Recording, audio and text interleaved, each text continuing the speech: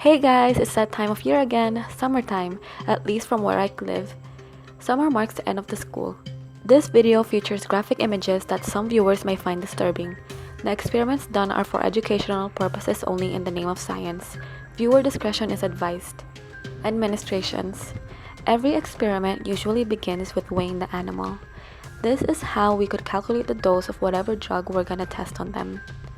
That's a rat. They are huge. This is a pyrogen test. Rabbits aren't used much anymore. Instead, a horseshoe crab is used to test for pyrogens, and their blood is blue. To test the effect of the pyrogen, the temperature has to be taken. Albino mice are the most common test animals. To administer a drug through the oral route, we do an oral gavage as seen here.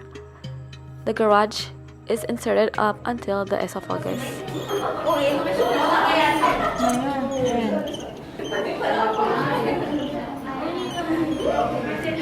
Oral gavage starts with the restraint of the mouse, then locate the esophagus.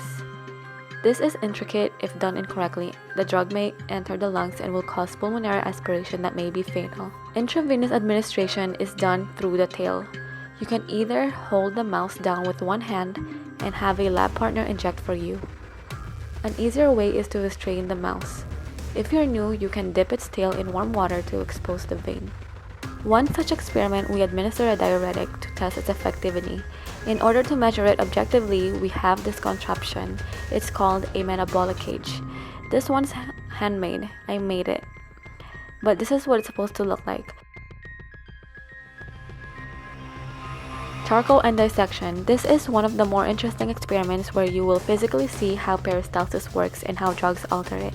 The mouse is all blackened up because they were fed a charcoal meal. One is controlled, just charcoal. Another has a drug that enhances GI motility, meaning it will travel the intestine faster. So, in order to see the effects, we need to dissect them. This part of the dissection is called sacrifice. The most humane way of killing them is by cervical dislocation. This is snapping the spine by pulling the neck and the tail away from each other in a swift manner. Here's the dissecting kit.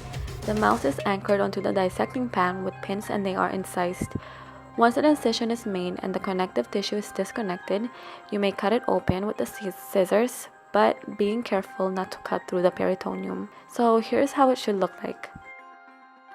We opened the peritoneum and isolated the organs, but all we're going for in this experiment are the small intestines and measure how far the drug has traveled.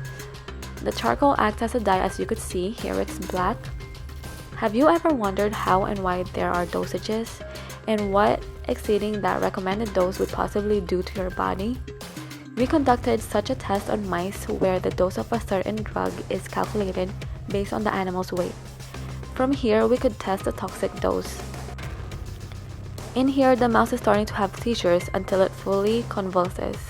In this experiment, the mouse was overdosed with acetaminophen to the point that it is experiencing convulsions. At the same time, we can test the effectivity of the antidote, called N-acetylcysteine.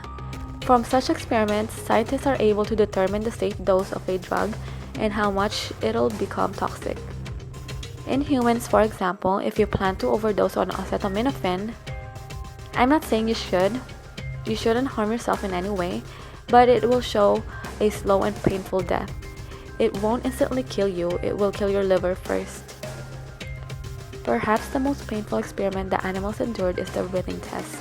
In this experiment, we test the potency and effectivity of analgesics and whether they actually exert an analgesic effect.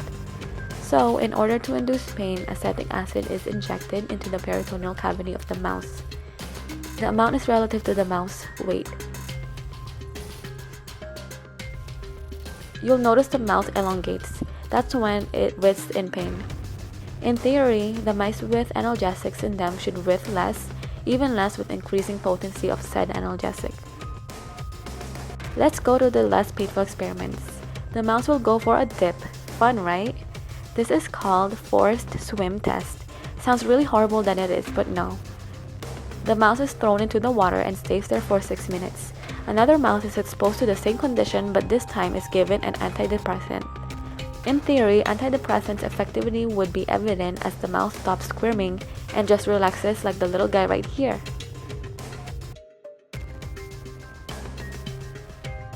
This one tests the same principle, but they're hung from their tails. Notice how they all squirm trying to escape? The tubes prevent them from climbing their own tails.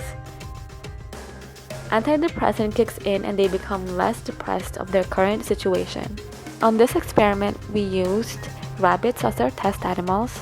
We used an atropine eye solution and placed a couple of drops on the rabbit's eye, and this is done to measure how much the pupil dilated from its original size.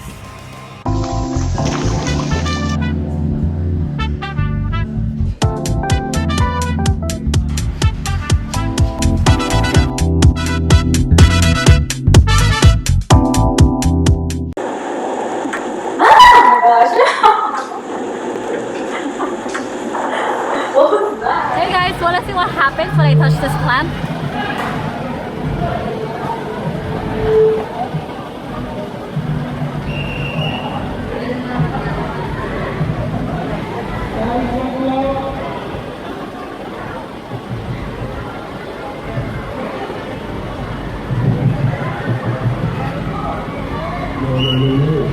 Yeah,